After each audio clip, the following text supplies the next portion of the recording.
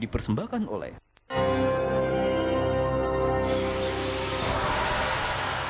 Mas Iwan, tapi kalau kita bicara soal konser ya, saya lihat kan punya lapangan sendiri di sana.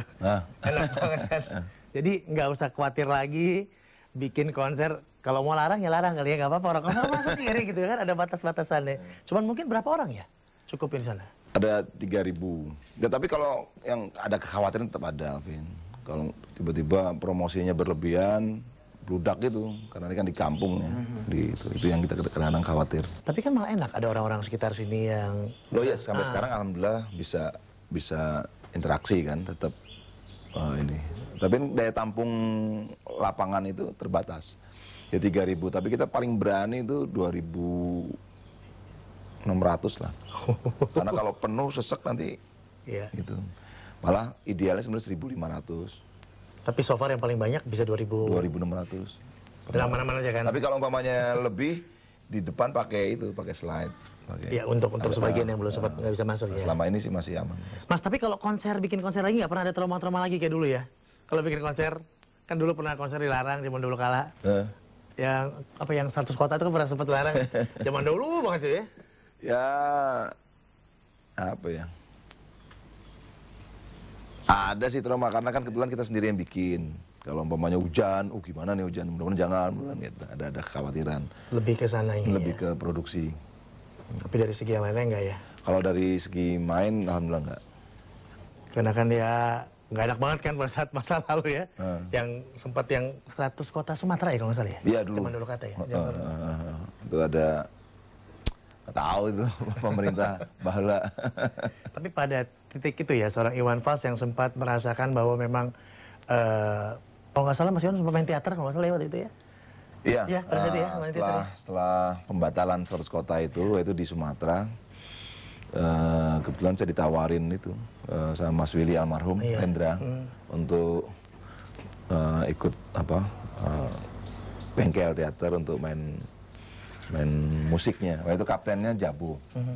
Tapi sebelum ke bengkel, Saung Jabo dulu sebenarnya ngajakin saya untuk ekspresi bareng-bareng. Itu sempat kita bikin Suami, album Lahir Bento itu. Lahir Bento. Nah, karena Jabo kan murid langsung dari Rendra, Mas Willy, saya diajakin untuk mukul gong. Oh justru di perkusinya ya? Gongnya ya? Mukul, saya bagian gong. Tapi lama itu sempat, lalu kita bikin pertunjukan sekitar seminggu atau malah di gedung kesenian. Yang menarik dari mukul gong itu bukan cuma sekedar mukul gong, tapi latihannya itu dari subuh dari rumah sampai di Cipayung, nanti pulang-pulang jam 9 malam cuma untuk mukul gong gitu. Meskipun dalam dunia teater nggak ada ya, semua itu nggak ada yang lebih tinggi, lebih rendah ya. Nggak, satu kesatuan semua ya. Tapi menarik. Tapi seorang Iwan Fals lagi yang gongnya pada saat itu ya. Oh iya, yang menarik buat saya waktu Jabo ceritain, rupanya bukan cuma sekedar mukul dan nabuh itu beda. Kalau mukul ya mukul, kalau nabuh itu mungkin melibatkan ya Jabo lah itu ya. Lalu dia cerita tentang sejarah gong, itu kayak gitu-gitu. Kalau saya bilang itu adalah salah satu fase yang cukup kelam dari seorang Iwan Fals. Nah, cerita tentang menabuh gong itu cukup mengobati saya dari pembatalan kontrak tadi, 100 kota. Lalu lahirlah semangat baru, Suami, gitu.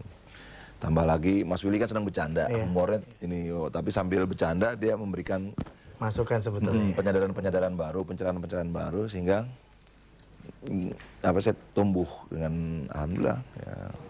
Kalau nggak salah lahir lagu libur kecil kaum kusam. Libur kecil kaum kusam itu bukan saat pembatalan, jauh sebelum pembatalan saya. Jadi itu tahun-tahun 84 kalau nggak salah. Oh ya, di tahun 84 ada cerita juga tentang interogasi. Jadi saya main di Pekanbaru, dianggap menghina kepala negara waktu itu, dan ibu negara. Tapi ya memang nggak ada apa-apa lagu itu. Akhirnya saya nah itu lahir lagu 14.484 tentang kegelisahan saya terhadap proses pemeriksaan waktu itu. Nah bersamaan dengan itu juga lahir kalau nggak salah lagu Libur Kecil Kaum Kusam. Ya, itu dia. Itu tentang orang yang cuma bisa liburan setahun sekali, lagu itu. Kebetulan rumah saya di Condet waktu itu, deket sama terminal Cililitan. Sekarang ada apa nggak? Udah nggak ada terminal itu. Cililitan. Di Cililitan, nah saya selalu lihat kalau orang mudik, lagu itu tercipta karena itu ya, karena itu ya. Cerita tentang itu. Mas, apa sih pengalaman yang paling kelam untuk seorang Iwan Fals dalam kehidupan? Persoalan yang paling kelam, tergantung dari mana ngelihatnya nih. Biasanya hampir setiap saya kelam dan cerah kayak sama aja. Jadi pada saat proses bikin lagu itu nggak jadi, kelam bener tuh. Jadi, waduh, suntuk rasanya. Lagu apa Mas yang nggak jadi? Hampir semua lagu begitu. Dari Umar Bakri, Bento, macam-macam lah. Semua penyebabnya apa kira-kira? Ya buntu kan bisa begitu. Kalau lagu nggak jadi, waduh, entah apa mungkin. Buntu kenapa Mas? Ada kegelisahan yang belum Ya macam-macam. Buntu kan ada ya dari dalam pokoknya. Dari dalam ya bisa kita kurang fokus atau terlalu banyak pikirannya macam-macam. Banyak pikirannya maksudnya.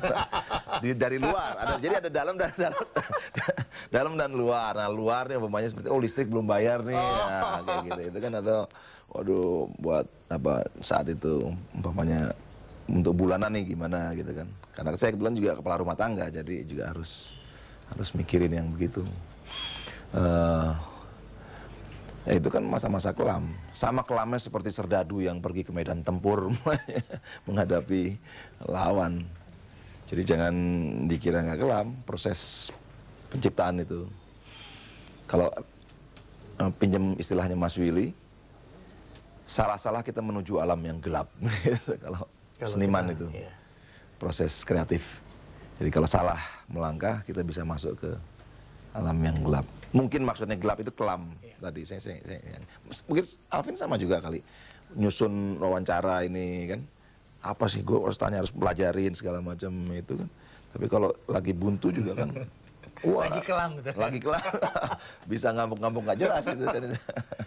Kapan seorang Iwan Fals mulai merasakan itu? Karena banyak yang saya baca, saya dengar, turning point seorang Iwan Fals adalah pada saat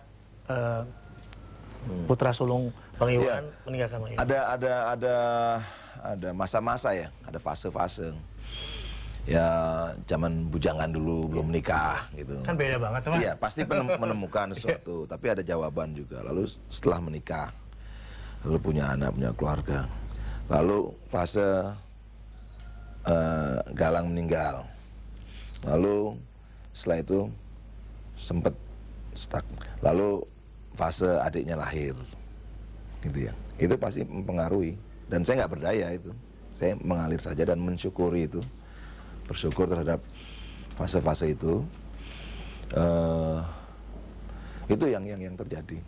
Tapi sampai sekarang alhamdulillah masih benang merahnya masih jelas lah gitu.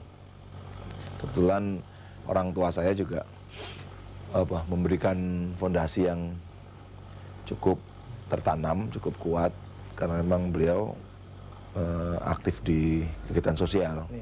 Jadi persoalan orang lain juga dari kecil saya juga saya melihat sendiri gimana ibu saya ngurus orang, dan rumahnya juga kos-kosan gitu kan. Jadi menjadi istilahnya kasarnya menjadi keranjang sampah orang banyak. Jadi itu juga membuat jelas benang merah saya. Oke, kita break dulu dan kita kembali saat lagi. Hanya Jasa. Tarian yang dulu pernah saya bikin di Ponorogo yang lama, castingnya ini semua tuh mendadak nggak bisa masuk. Kenapa Mas? Karena semua yang pernah saya bikin tuh jadi nggak berlaku. Itu dia.